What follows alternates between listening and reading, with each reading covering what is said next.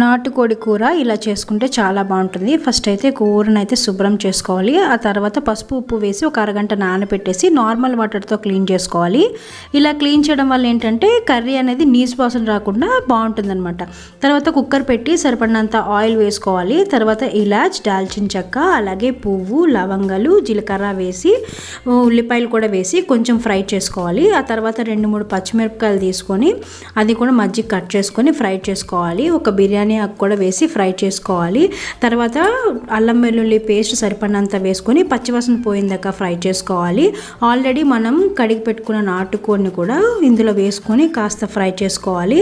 Fry చేసుకున్న తర్వాత పసుపు, కారం, ఉప్పు, రుచికి తగినట్టు గరం మసాలా వేసుకొని కొంచెం ఫ్రై చేసుకొని మూత పెట్టి పావుగంట ఉంటే నీళ్ళంతా పైకి తేలుతుంది.